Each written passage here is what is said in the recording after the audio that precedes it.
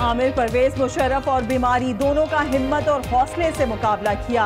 अलविदा कुलसूम नवाज, अलविदा। मैयत जाती उम्रा में शरीफ मेडिकल कॉम्प्लेक्स में मौजूद। नवाज शरीफ ने आखिरी दीदार किया। जाती उम्रा में कुलसूम नवाज की आखिरी आरामगाह तैयार। नमाज जनाजा शरीफ मेडिकल सिटी से मुलैका ग्राउंड में शाम 5 बजे अदा की जाएगी। नमाज जनाजा मौलाना तारिक जमील पढ़ाएंगे। मुख्तलिफ सियासी रहनुमा शिरकत करेंगे। कुलसूम नवाज की नमाज जनाजा की सिक्योरिटी के लिए सख्त इंतजामात। लीगी कारकुन रुकावटें हटाकर जाती उम्रा के मरकजी दरवाजे पर पहुंच गए। गेट बंद, कारकुनों की नारेबाजी।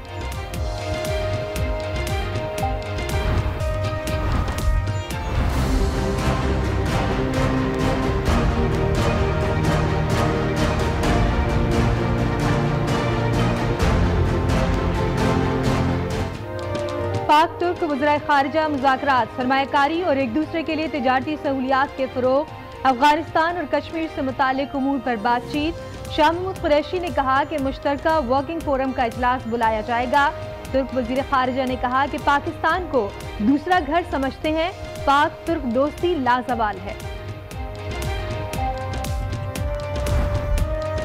खैबर पख्तूनख्वा पुलिस का मंसूर पश्तीन और पख्तून तहफ़्फ़ुज़ मूवमेंट के दीगर रहनुमाओं की गिरफ्तारी के लिए वज़ीरिस्तान इंतजामिया को मरासला। रहनुमाओं पर सवाबी जलसे में कौमी इदारों के खिलाफ नारेबाजी का मुकदमा दर्ज है।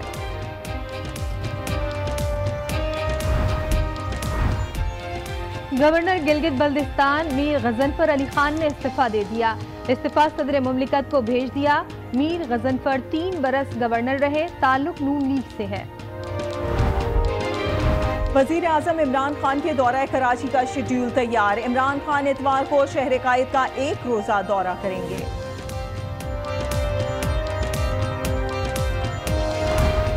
कराची में लुटेरे दनाने लगे। पाक कॉलोनी में जदीद असलहे से लेस 6 डाकुओं ने 2 दुकानें लूट ली। वारदात की सीसीटीवी फुटेज आज न्यूज़ ने हासिल कर ली। वज़ीर आला खैबर पख्तूनख्वा ने बस्ता उठाओ और स्कूल जाओ दाखिला मुहिम का इफ्तिताह कर दिया। मुहिम के तहत 2.5 लाख बच्चों को स्कूल में दाखिल कराने का हदफ मुकर्रर।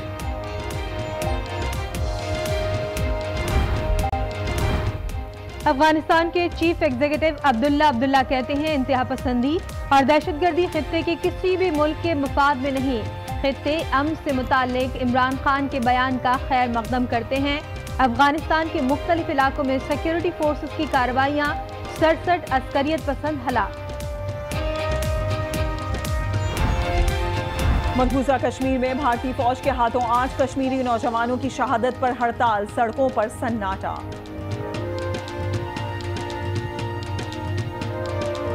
हो सकी हैं जी बिल्कुल। ये पश्चिम का जो मेन बाईपास है, अब से कुछ देर कबल असिस्टेंट कमिश्नर बरशोर अमीर जमान काकड़ की सरकारी गाड़ी, जिसको रिमोट कंट्रोल से उड़ा दिया गया है और उसमें जो है 3 पुलिस लेडीज एहलकार जो है उसमें शहीद हुए हैं और 2 अफराद शदीद जख्मी है।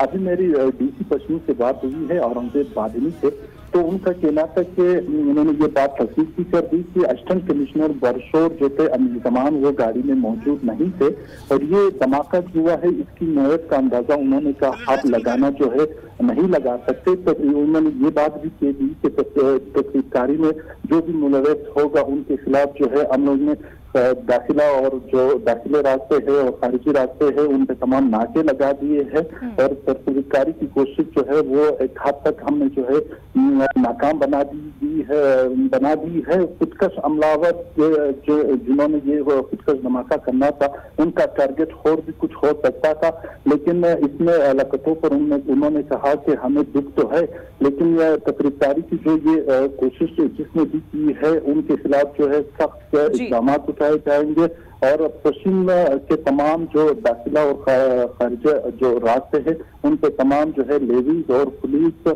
बमा एफसी के जो एहलकारान है उनके नाके लगा दिए गए हैं और तमाम जो इलाके है उस पे इनको जो है अलर्ट कर दिया गया है। अच्छा, आपने बताया 3 लेवीज एहलकार शहीद और 2 जख्मी हुए हैं। जख्मियों के हवाले से क्या बताया जा रहा है मुहिब तरीन?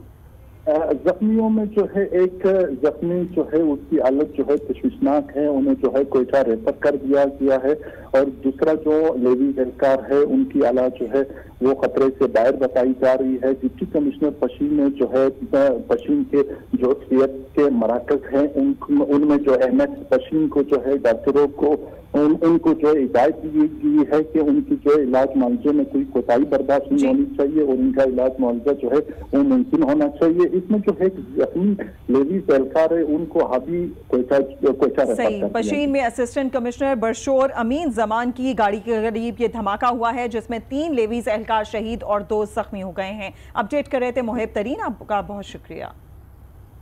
और अभी आपको खबर दें रावलपिंडी से, जहां army chief general Qamar Javed Bajwa से तुर्क वजीर खारजा ने मुलाकात की है। ISPR के मुताबिक मुलाकात में 2 तरफा ताल्लुकात और सिक्योरिटी सूरत हाल पर तबादला ख्याल किया गया। हम खबर दे रहे हैं आपको रावलपिंडी से, जहां army chief general Qamar Javed Bajwa से तुर्क वजीर खारजा ने मुलाकात की है। ISPR के मुताबिक मुलाकात में 2 तरफा ताल्लुकात और सिक्योरिटी सूरत हाल पर तबादला ख्याल किया गया है।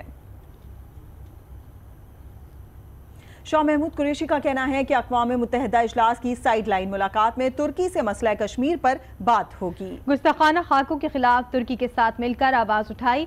तुर्क वजीर खारजा ने तवक्को जाहिर की कि पाकिस्तान की नई हुकूमत के साथ ताल्लुकात में मजीद बेहतरी आएगी।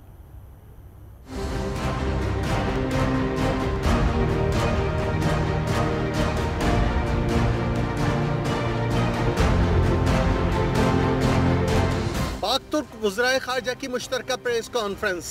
पाकिस्तानी वजीर खारजा शाह महमूद कुरैशी ने पाक तुर्क ताल्लुकात को देरीना, बरादराना और मिसाली करार दिया। हमारे ताल्लुकात तारीखी हैं, मिसाली हैं और बहुत गहरे हैं। तुर्की ने हमेशा पाकिस्तान का साथ दिया है। शाह महमूद कुरैशी का कहना था कि सरमायाकारी के फरोग और तिजारती सहूलियात पर बात हुई कि किस तरह मजीद इन्वेस्टमेंट अपॉर्चुनिटीज को पाकिस्तान में प्रमोट किया जा सकता है। हम किस तरह मिलकर एक दूसरे के लिए सहूलतें पैदा कर सकते हैं कि हम अपनी बायलैटरल ट्रेड में खातिर-खा इजाफा करें। उन्होंने कहा कि कश्मीर के पाकिस्तानी मौक़िफ़ की हिमायत पर तुर्क हुकूमत का शुक्रिया अदा करते हैं। अक़वाम मुत्तहिदा के इजलास की साइडलाइंस पर हमारा कश्मीर पे जो कॉन्टैक्ट ग्रुप है उसका इजलास होगा और मैं आपका शुक्रगुजार हूँ कि आपने कहा कि आप पार्टिसिपेट करेंगे। तुर्क वजीर खारजा ने कहा कि पाकिस्तान को अपना दूसरा घर समझते हैं। नई हुकूमत के साथ ताल्लुकात में मजीद बेहतरी आएगी। Pakistan'da ve İslamabad'da bulunmaktan büyük bir mutluluk ve onur duyuyorum. तुर्क वजीर खारजा ने इमरान खान को वजीर आज़म बनने पर मुबारकबाद भी दी। वज़ीर आज़म इमरान खान का कहना है कि करप्शन ने मुल्क को तबाह कर दिया। सिर्फ एहतिसाब के जरिए ही मुल्क बच सकता है, इसलिए सबका एहतिसाब जरूरी है। वज़ीर आज़म ने ब्यूरोक्रेसी को यकीन दिलाया कि अब सियासी मदाखलत नहीं होगी, वो खुलकर अपना किरदार अदा करें। वज़ीर आज़म इमरान खान का कहना है कि करप्शन ने मुल्क को तबाह कर दिया है, सिर्फ एहतिसाब के जरिए ही मुल्क बच सकता है।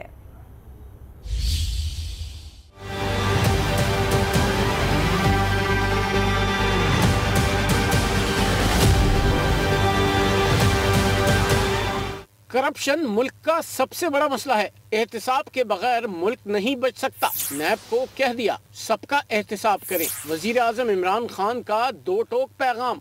अकाउंटेबिलिटी तो हमारा कॉर्नरस्टोन है। अकाउंटेबिलिटी के बगैर तो मुल्क बचेगा ही नहीं। जिस लेवल की करप्शन है उस करप्शन ही पाकिस्तान को, एक्चुअली सारा मसला ही करप्शन का है। करप्शन ने 2 चीजें की हैं। जो पैसा चोरी किया वो तो अलहदा हुआ, लेकिन पैसा चोरी करने के लिए जो इदारे तबाह किए गए उसने मुल्क को तबाह किया, या यहाँ खड़ा किया लाके। ब्यूरोक्रेट से खिताब में कहा कि ब्यूरोक्रेसी को यकीन दिलाता हूँ, आप चांस लें, गलती हुई तो साथ खड़ा हूँ, ब्यूरोक्रेसी पर दबाव नहीं पड़ने देंगे। आप चांसेस लें, गलतियां होती हैं, किससे गलतियां नहीं होती? सबसे ज्यादा मेरे से गलतियां हुई हैं। गलतियां होना इसमें कोई बुरी बात नहीं है, लेकिन इसको डिफरेंशिएट करें कि जिधर फाइनेंशियल जिधर चोरी की गई है। उन्होंने ब्यूरोक्रेसी की शिकायत पर चेयरमैन नैब से बात करने का तस्करा भी किया। मैंने चेयरमैन नैब से बात की इसके ऊपर कि हमारे ये आप किसी सूरत हमारे कोई भी ब्यूरोक्रेट के ऊपर अगर आप इन्वेस्टिगेशन भी करनी है तो उसको किसी सूरत उसको ह्यूमिलिएट ना करें, जलील ना करें। वजीर आजम इमरान खान का कहना था कि सबसे बड़ा मसला हुकूमत के लिए जल्दी जल्दी पोस्टिंग ट्रांसफर है। ब्यूरोक्रेसी रिफॉर्म से न घबराइए, ये मेरिट को प्रमोट करेगी। वज़ीर-ए-आज़म इमरान खान का कहना है कि मुल्क पर कर्जों का बोझ बढ़ता ही जा रहा है। हुकूमत चलाने के लिए खजाने खाली हैं। अगर 2 साल में गवर्नेंस सिस्टम ठीक कर दिया तो कोई फिक्र नहीं रहेगी। मुल्क में इतना पैसा आएगा कि तमाम मसाइल हल हो जाएंगे। कभी पाकिस्तान को इतने चैलेंजेस नहीं थे जो आज है।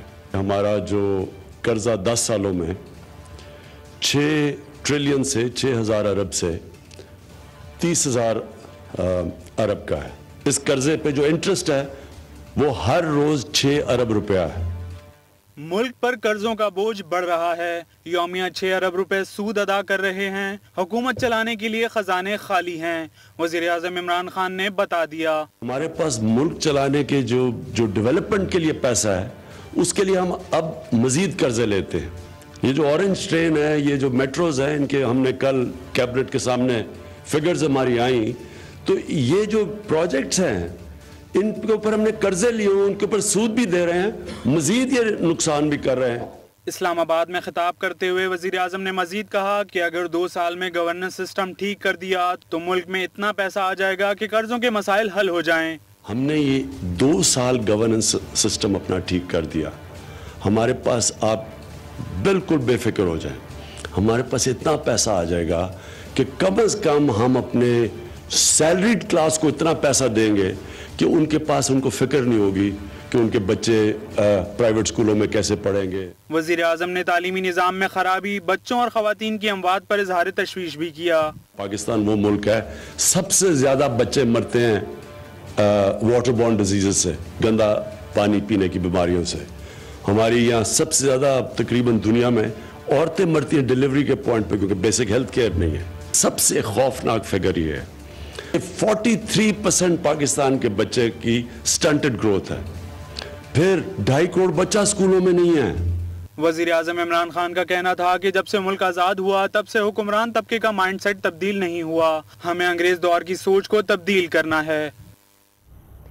बेगम कुलसूम नवाज का जस्ते खाकी आखिरी दीदार के लिए कुछ देर बाद जाती उमरा फार्म हाउस में रखा जाएगा। मुख्तलिफ सियासी और समाजी शख्सियात और लीगी रहनुमाओं और कारकुनों की आमद का सिलसिला भी जारी है। नमाज जनाजा के बाद शरीफ फैमिली के अरकान तदफीन के मौके पर मौजूद होंगे।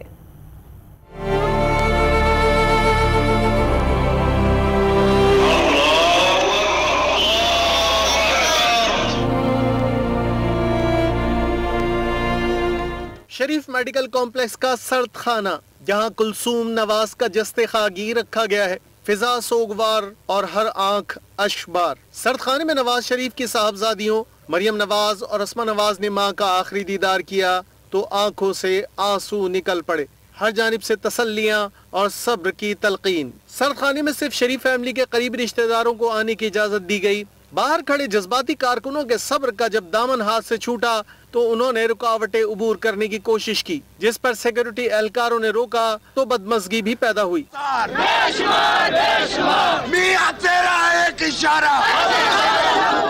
बेगम कुलसूम नवाज की नमाज जनाजा में शिरकत के लिए आज़ाद कश्मीर के साबिक वज़ीर आज़म सरदार अतीक, MQM राब्ता कमेटी के रहनुमा अमीनुल हक और सेनेटर परवेज रशीद समेत मुख्तलिफ रहनुमा जाती उम्रा में मौजूद हैं, जबकि दीगर सियासी जमातों के रहनुमा भी शरीफ मेडिकल कॉम्प्लेक्स पहुँच रहे हैं। मारूफ आलिम दीन मौलाना तारिक जमील भी जाती उम्रा में मौजूद हैं, जो बेगम कुलसूम नवाज की नमाज जनाजा पढ़ाएंगे। नमाज जनाजा और तदफीन के बाद दूसरे सूबों से आने वाले सियासी जमातों के रहनुमा नवाज शरीफ से मुलाकात और उनकी अहलिया की वफात पर ताज़ियत करेंगे।